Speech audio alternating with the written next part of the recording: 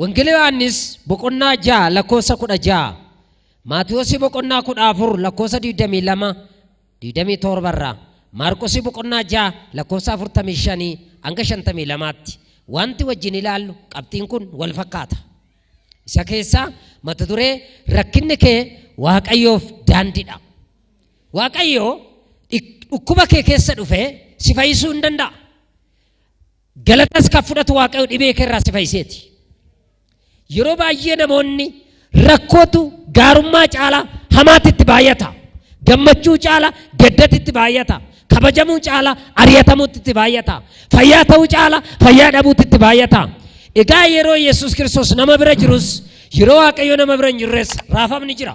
Haa ta'u malee gaafa Waaqayyo nama bira dhufe garuu dukkana namaatu hiifa. Iddoo kanarratti wangeelii Yohaannis boqonnaa 6 lakkoofsa 16 irraa yeroo galgalaa'ee bartoonni isaa gara bishaan ciisaa sanatti gadi bu'an erga dukkanaa immoo Yesuus ammallee gara isaanii hin dhufne iyyuu bidiruu yaabbatanii Qifirnahoomitti ce'uuf ka'an. Qilleensi jabaan qilleensofnaan bishaan raafame.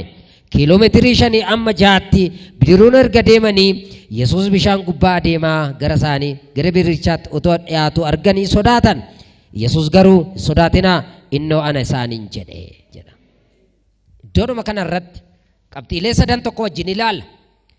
Yeroon ergamoon duuka buutoon bartuu Yesuus warri ta'an Yesuus Kiristoos wajjiniin turanii isarraa adda ba'anii immoo bidiruu yaabbatanii gara Qifirnahoomitti gadi bu'uuf gaafa ka'an rakkoo guddaan isaan qunname. Bidiruu isaan keessa jiran san yeroo isaa yeroo galgalaati, yeroo dukkanaati, yeroo namni nama nagarre, yeroo firri nama nagarre, yeroo hiriyaan nama nagarre, yeroo iyyatanii dhageessifannetti rakkoo guddaa keessa galan yericheedha. Yeroo galgalaa yeroo dukkanaa ture jira. Maal inni dukkanni arrammoo jireenya kee kan dukkaneesse haala rakkisaa keessa kan jirtu waa keessa seentee sitti dukkanaa'ee kan jiru hojii ta'uu danda'a, fayyaa ta'uu danda'a, adeemsa kee ta'uu danda'a. Adeemsa kee keessa jalqabdee adeemsi jalqabde keessatti haalli dukkanaa yeroo dheeraa akkasitti fudhatas keessa hoo jiraatu har'a Waaqni siif dubbata. Achumatti nu fayyade Waaqayyo. Ameen inni jiru meeqa godhame? Waaqayyo har'a bahaa koon har'aa buusa dhaame. Yerichi galgalaa'e bubbee cimaan bubbisuu jalqabe jedha. Bubbee cimaan immoo bishaan raasuu jalqabe jedha. Gooftaan Yesuus Kiristoos immoo bukkee isaanirraan bishaanicha irra deemaa dhufe. Bishaanichi isaaniif rakkina, qilleensi isaaniif rakkina, dukkanni isaaniif rakkina. Inni ifarratti aangoo qabu. Alifti an dukkanni san daangeessine, an dukkanni san dhorkine, an dukkanni deemsa san dhorkine. Yesuus Kiristoos immoo dukkanichuma sana keessa ifa baatee dhufe. Akka godhame Yesuusidhaan taateet inni tokkoffaan dukkanicha kuttee baata. Maal taatee baata? Eenyudhaan? Abbaa ifaatu dhufe waan ta'eef. Dukkana kan hin sodaannetti amanteetta obboleessa koo. Seetanni gara rakkinaatti, gara du'a bara baraatti, gara abaarsaatti, gara qorumsaatti, karaa adda addaatti kan si gottatu yoo jiraatte ificha qabda. Ifichi immoo bukkee kee jiraan sodaatiin. Lammaffaa irratti qilleensa jabaatu raase jira. Irraase akka malee qilleensi raase raafamanii hin sodaatanii jira. Qilleensi egaa hin sochoosa waan baay'ee. Namaan kan raafamaa jirtu, dhibeedhaan kan raafamaa jirtu, hojii dhabuudhaan kan raafamaa jirtu siif dubbatamaa jira. Inni si raasu Yesuus hin raasu. Akka keessan kaasame eenyu? Inni sitti dukkanaa'e Yesuusitti.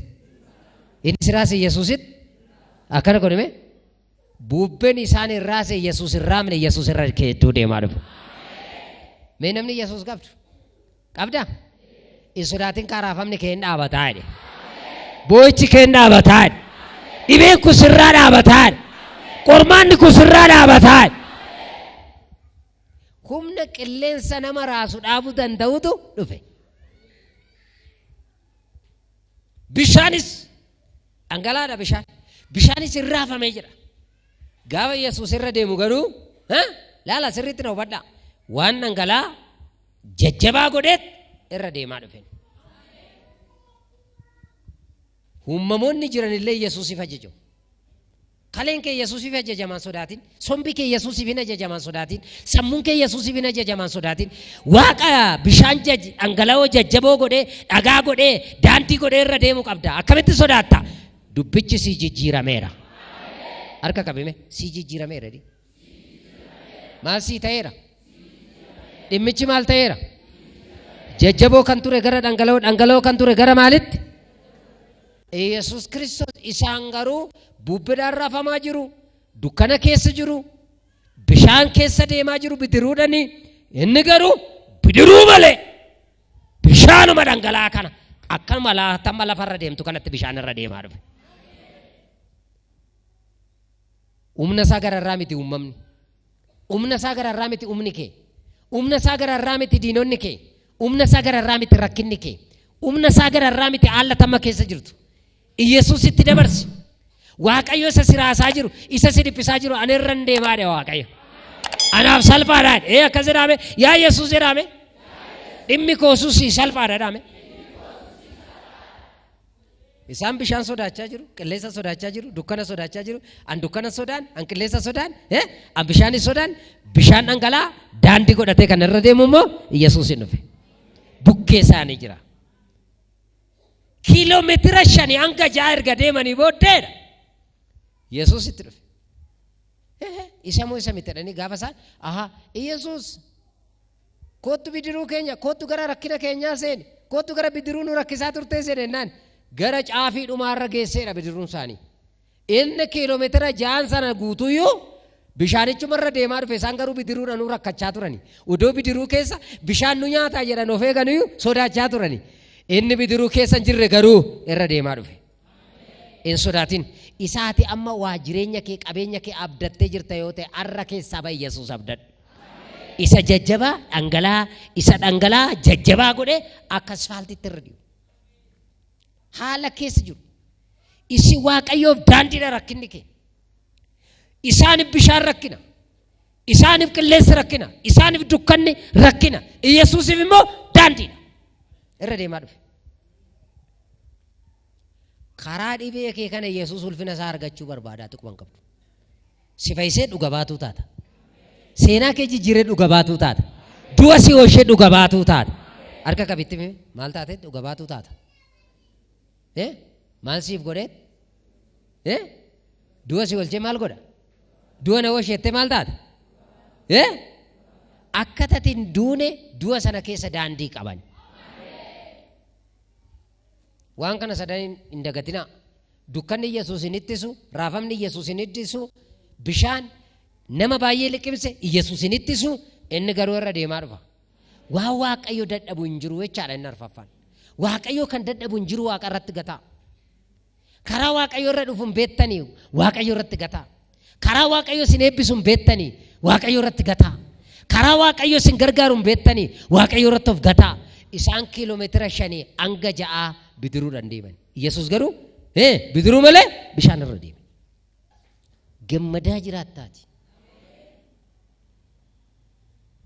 Daandiidha rakkinni kee irraa. Isaaf daandiidha. Isaaf sababiidha. Inni caala rakkina kee. Inni caala dhukkuba kee. Isa kana ta'uusaa amanattanii abdattanii jiraachuu isinitti jiraataa jechuudha. Isaaniif qilleensi rakkina. Du'aadha. Yesuusiif du'a miti. Bishaan isaaniif liqinfamuudha. Yesuusiif liqinfamuu miti. Isa kana odoo qabdu warri nan liqinfama jettan. Warra haalli sirraasu. Maallaqa dhabuun kan isin raasu. Fayyaa dhabuun kan isin raasu. Hiriyoota gaarii dhabuun kan isin raasu. Yaaddoo hedduu kan qabdan. Gaalli keessan raafamaa kan ta'e. Hojiin keessan raafamaa kan ta'e. Arraa kaaftanii akkasin hin sodaanne. Isa raafamaa dhaabuu danda'u Yesuusii waan qabdaniif. Waaqayyo irra saba kanaan ergaa kana qabaaf. Isa siraasu kana booddee nan dhaabaadha Waaqa. Isa siraasu irra deeman dhufaadha Waaqa. Isa siraasu nan to'adhaadha Waaqa. Isa siraasu na gajjallaa jiraadha Waaqa. Isa irratti liqinfamuu barbaadde immoo jajjaboo godheen irra si oofaadha Waaqa. Irra deemaa dhufuure? Ati immoo galateeffatta? Ati immoo ilaa irra naa deemaa dhufe, ilaa na gargaaraa dhufe, ilaa Yesuusiif salphaadha rakkinni koo jettee taate immoo gooftaa galateeffatte.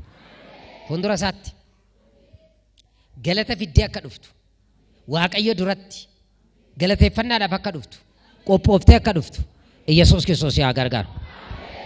Akkas jedhame ana maneen dhufe har'a hiikameen ba'an jettu jedhaa kaa jedhi kaa maqaa Yesuus Kiristoosiin amantee dhufte asitti waa taattee dhufte taa jettee dhufte sagalee tokko sirratti baasaa harka keessa qabadhu.